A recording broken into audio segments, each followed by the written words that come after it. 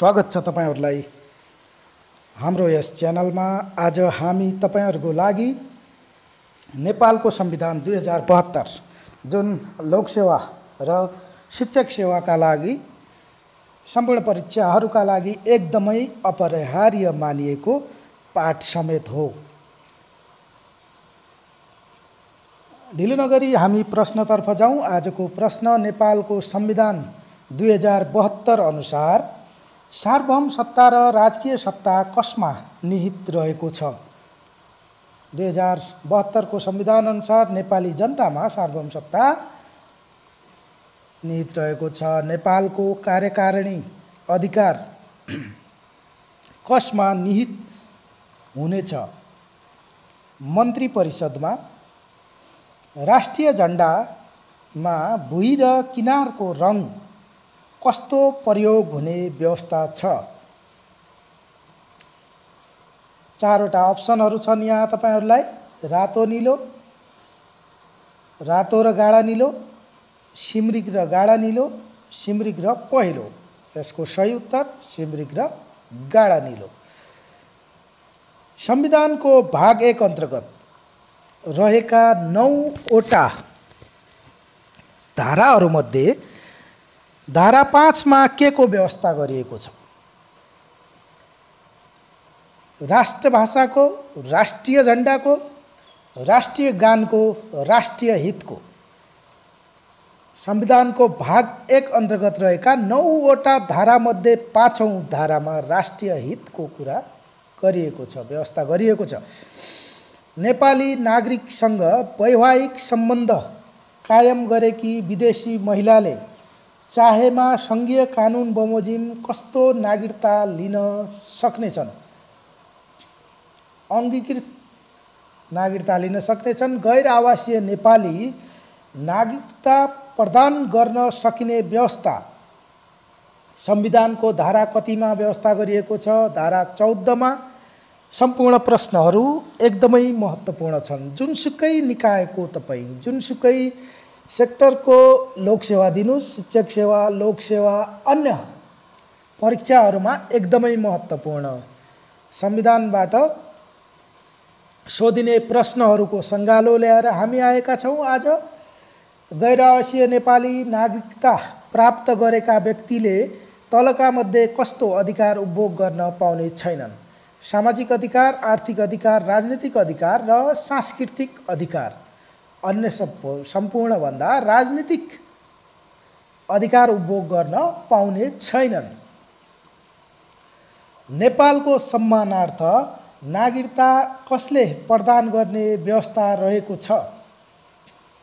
नेपाल सरकार, स्थानीय सरकार, प्रदेश सरकार, सङ्घीय सरकार। नेपालमा नेपाल सरकारले नागरिकता प्रदान गर्ने व्यवस्था रहेको छ संविधान अनुसार। नेपालको संविधान 2072 अनुसार भाग 3 मा कतिवटा मौलिक हक रहेका छन्, रहने गरेका छन् वा रहेका छन्? 31 वटा मौलिक हकहरू रहेका छन्।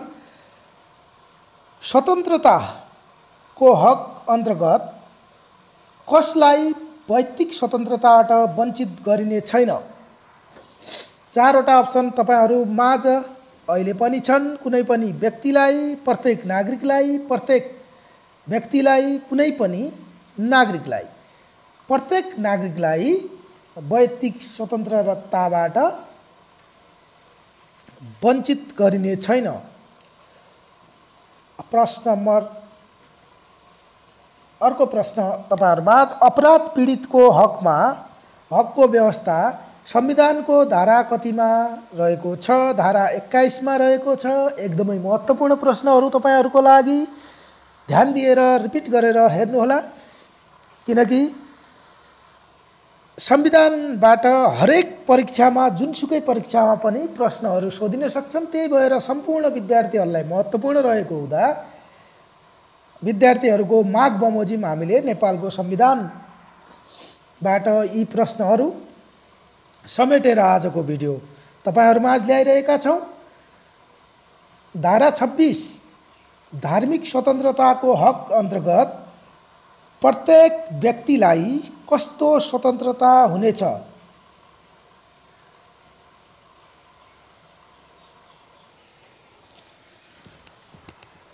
क. धर्मको अवलम्बन र विस्तार, धर्मको अवलम्बन अभ्यास र प्रचार, धर्मको अवलम्बन अभ्यास र संरक्षण, धर्मको अवलम्बन र संरक्षण। सही उत्तर ग. धर्मको अवलम्बन अभ्यास र संरक्षण। धारा 26 अनुसार कसलाई धार्मिक स्थल तथा राष्ट्रिय गुठी सञ्चालन र संरक्षण गर्ने हक हुनेछ? चारवटा अप्सनहरू तपाईहरुमाझ अहिले पनि जसरी लोकसेवामा तपाईहरुको परीक्षामा प्रासको परीक्षामा अप्सनहरू आउँछन् त्यसरी नै हामीले तपाईहरुलाई तयारी गर्न सजिलो होला र अन्य अप्सन मिल्दोजुल्दो अप्सनहरू राखेर अप्सनल क्वेशनहरू बनाएका छौं। प्रत्येक धार्मिक सम्प्रदायलाई, प्रत्येक व्यक्तिलाई, प्रत्येक धार्मिक समुदायलाई पहिलो प्रत्येक धार्मिक समुदायलाई सही उत्तर हो यसको। प्रत्येक नागरिकलाई कस्तो विषयको सूचना माग्ने र पाउने हक हुनेछ? आफ्नो वा सार्वजनिक सरोकारको। धारा 31 को शिक्षा सम्बन्धी हकमा कतिवटा उपधाराहरू रहेका छन्? धारा 31 को शिक्षा सम्बन्धी हकमा कतिवटा उपधाराहरू रहेका छन्? 5 वटा। आधारभूत तहसम्मको शिक्षा अनिवार्य तथा निशुल्क पाउने हक हुनेछ भने कुन तहसम्मको शिक्षा निशुल्क पाउने हक हुनेछ? माध्यमिक तहसम्मको। तलका मध्ये कसलाई कानुन बमोजिम निशुल्क उच्च शिक्षा पाउने हक हुनेछ? अपाङ्गता भएका र आर्थिक रूपले विपन्न अपाङ्गता भएका नागरिकहरूलाई, आर्थिक रूपले विपन्न, सामाजिक भेदभावमा परेकाहरू। नेपाल सरकारको नेपालको संविधान 2072 बमोजिम अपाङ्गता भएका र आर्थिक रूपले विपन्न व्यक्तिहरूलाई कानुन बमोजिम निशुल्क उच्च शिक्षा पाउने हक हुनेछ। महिलाको हक धारा कतिमा व्यवस्था रहेको छ? धारा 38 मा प्रत्येक महिलालाई लैङ्गिक भेदभाव बिना समान के को हक हुनेछ? वंशीय सुरक्षित मातृत्व र प्रजनन स्वास्थ्यको हक। राज्यका सम्पूर्ण निकायमा महिलालाई के को आधारमा सहभागिता हुने हक हुनेछ? समानुपातिक समावेशी सिद्धान्तको आधार। धारा 39 मा बालबालिकाको हक अन्तर्गत कतिवटा उपधारा रहेका छन्? 10 वटा उपधाराहरू रहेका छन्। धारा 39 को उपधारा 8 अनुसार प्रत्येक बालबालिकालाई कस्तो न्याय हुनेछ? बाल अनुकूल न्याय। कस्तो प्रकारको शिक्षामा दलितका लागि कानुन बमोजिम विशेष व्यवस्था गरिनेछ? प्राविधिक र व्यावसायिक उच्च शिक्षामा। सम्पूर्ण प्रश्नहरू एकदमै महत्त्वपूर्ण प्रश्नहरू नेपालको संविधानबाट हामीले लिएर आएका छौं आज। आशा छ तपाईहरुले मन पराएर शेयर, लाइक र सब्स्क्राइब गर्नुहुनेछ। संविधानको धारा कतिमा सामाजिक न्यायको हकको व्यवस्था गरिएको छ? धारा 42 मा कुन कुन धारा अनुसार संवैधानिक उपचार पाउने हक हुनेछ? धारा 133 वा 144 मा मौलिक हकको कार्यान्वयनका लागि आवश्यकता अनुसार राज्यले संविधान प्रारम्भ भएको कति वर्षभित्र कानुनी व्यवस्था गर्नेछ? 3 वर्षभित्र। धारा 51 अन्तर्गत राज्यका नीतिहरू अन्तर्गत मुख्यतया कतिवटा नीतिहरू उल्लेख गरिएका छन्? 13 वटा। नागरिकका आधारभूत आवश्यकता सम्बन्धी नीति अन्तर्गत शिक्षासँग सम्बन्धित कतिवटा नीतिहरू रहेका छन्? 3 वटा। राज्यका निर्देशक सिद्धान्त, नीति र दायित्व कार्यान्वयनका सम्बन्धमा रहेका सम्बन्धमा गरेका काम र उपलब्धिसहित वार्षिक प्रतिवेदन कसले राष्ट्रपति समक्ष पेश गर्ने व्यवस्था छ? मन्त्री परिषदले, प्रधानमन्त्रीले, कानुन मन्त्रीले वा नेपाल सरकारले? सही उत्तर नेपाल सरकारले। स्थानीय तहमा रहने राजनीतिक एकाइ तलका मध्ये कुन होइन? गाउँपालिका, नगरपालिका, जिल्ला विकास समिति र जिल्ला सभा। जिल्ला विकास समिति सही उत्तर हो। यस सङ्घको अधिकार, प्रदेशको अधिकार तथा सङ्घ र प्रदेश साझा अधिकार कुन कुन अनुसूचीमा व्यवस्था गरिएको छ? क्रमशः अनुसूची 5, 6 र 7 मा। प्रदेश र स्थानीय तहले प्राप्त गर्ने वित्तीय हस्तान्तरणको परिणाम कसको सिफारिस बमोजिम हुनेछ? राष्ट्रिय प्राकृतिक स्रोत तथा वित्त आयोग। राष्ट्रपतिको प्रमुख कर्तव्य के हुनेछ? संविधान कार्यान्वयन, संविधानको संरक्षण, संविधानको पालक र संरक्षक। यसको सही उत्तर संविधानको पालक र संरक्षक। राष्ट्रपति र उपराष्ट्रपतिको कार्यालयको काम कारबाही सञ्चालन गर्न आवश्यक कर्मचारी कसले व्यवस्था गर्नेछ? लोकसेवा आयोग, नेपाल सरकार, राष्ट्रपति कार्यालय, सङ्घीय संसद, नेपाल सरकारले व्यवस्था गर्नेछ। शपथ कसले कसलाई खुवाउँछ? राष्ट्रपतिले प्रधानमन्त्री, उपप्रधानमन्त्री, मन्त्री र प्रदेश प्रमुखहरूलाई, प्रधानमन्त्रीले राज्यमन्त्री, सहायक मन्त्रीलाई, प्रदेश प्रमुखले मुख्यमन्त्री र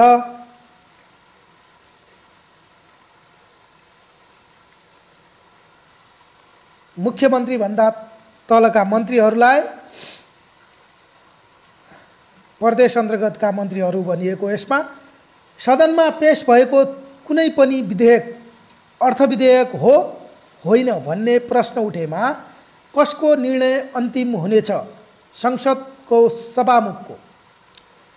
संविधान तह सर्वोच्च अदालत कस्तो अदालत हुने व्यवस्था रहेको छ? केन्द्रीय न्यायिक, नियामक, अभिलेख अदालत। अभिलेख अदालत। प्रधान न्यायाधीश र सर्वोच्च अदालतका अन्य न्यायाधीशहरू कति वर्षको उमेरसम्म आफ्नो पदमा रहन्छन्? 65 वर्षको उमेरसम्म। संवैधानिक परिषद कसको अध्यक्षतामा गठन हुने व्यवस्था रहेको छ?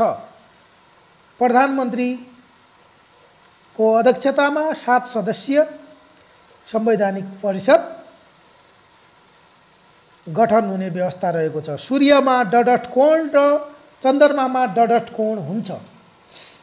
11 र 8। संवैधानिक निकायहरू मध्ये उनले वार्षिक प्रतिवेदन राष्ट्रपति समक्ष पेश गर्नु पर्दैन। निर्वाचन आयोगले सङ्कटकालीन अवस्थामा पनि खारेज नहुने रिट कुन हो? बन्दी प्रत्यक्षीकरण। नेपालको संविधान 2072 अनुसार खस आर्य भन्नाले कसलाई सम्झिनु पर्दछ? ब्राह्मण, क्षेत्री, ठकुरी, सन्यासी।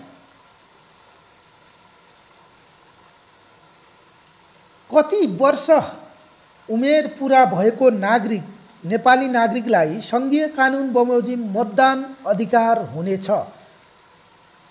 18 वर्ष पुरा भएको नागरिकलाई। राष्ट्रिय सभाको प्रत्येक प्रदेशबाट कतिजनाका दरले निर्वाचित व्यक्ति सदस्य हुनेछन्? 8 जनाका दरले 56 जना। राष्ट्रिय सभाका कति सदस्यको पदावधि प्रत्येक 2 वर्षमा समाप्त हुनेछ? 1/3। सङ्घीय संसदको सदस्य सम्बन्धित सदनलाई सूचना नदिई लगातार कतिवटा बैठकमा उपस्थित रहेमा स्थान रिक्त हुनेछ? 10 वटा। कुनै अनाधिकार व्यक्ति सङ्घीय संसदमा उपस्थित भएमा वा मतदान गरेमा प्रत्येक पटकका लागि कति जरिवाना हुनेछ? 5000 प्रत्येक पटकका लागि। विधेयक प्रमाणीकरण कसले गर्दछ? राष्ट्रपतिले। संविधानको धारा 124 अनुसार स्थापित आकस्मिक कोष कसको नियन्त्रणमा रहनेछ? नेपाल सरकारको नियन्त्रणमा। संविधान र कानुनको व्याख्या गर्ने अन्तिम अधिकार कसलाई हुनेछ? सर्वोच्च अदालतलाई। सर्वोच्च अदालतमा प्रधान न्यायाधीशको अतिरिक्त बढीमा कतिजना न्यायाधीश रहनेछन्? 20 जना। 5 सदस्यीय न्याय सेवा आयोगको अध्यक्ष को हुने व्यवस्था छ? प्रधान न्यायाधीश। गाउँपालिका र नगरपालिकामा रहने न्यायिक समितिमा कति सदस्य रहनेछन्? 3 जना। जिल्लाभित्रका गाउँपालिका र नगरपालिका बीच समन्वय गर्न के को व्यवस्था रहेको छ? जिल्ला सभाको। सङ्घ प्रदेश र स्थानीय तहबीचको सम्बन्ध कस्तो सिद्धान्तमा आधारित हुनेछ? सहकारिता, सहअस्तित्व र समन्वयको आधार। लोकसेवा आयोगको अध्यक्ष र सदस्यको पदावधि कति वर्षको हुनेछ? 6 वर्ष। संविधानको धारा 252 मा कुन आयोगको व्यवस्था छ? राष्ट्रिय महिला आयोगको। जनमत सङ्ग्रह सम्बन्धी व्यवस्था कति धारामा रहेको छ? धारा 275 मा। नेपाल सरकारको मुख्य सचिवले संवैधानिक परिषदमा कस्तो भूमिका निर्वाह गर्दछन्? सदस्य सचिव। संविधानको धारा 287 मा के को व्यवस्था रहेको छ? भाषा आयोगको व्यवस्था रहेको छ। नेपालको संविधानबाट मुख्य लोकसेवाको लागि महत्त्वपूर्ण प्रश्नहरू तपाईहरुमाझ पस्कियौं। आशा छ तपाईहरुले यी प्रश्नहरू, यी भिडियोहरू हेरेर लोकसेवामा धेरैभन्दा धेरै फाइदा उठाउन सक्नुहुनेछ र सफलता हासिल गर्नुहुनेछ भन्ने हामीले विश्वास गरेका छौं। हामीलाई विभिन्न समयमा हाम्रो युट्युब च्यानल मार्फत लोकसेवामा सहजीकरण भएको कुराहरू मेल मार्फत प्राप्त भएकोमा हामी सम्पूर्ण विद्यार्थीहरूप्रति आभारी छौं। तपाईहरु अझै मेहनत गर्दै जानुस्। अझै उपल्लो कक्षाहरूमा, उपल्लो श्रेणीहरूमा तपाईहरुले सहजता पाउनुहुनेछ भन्ने आशा गरेका छौं।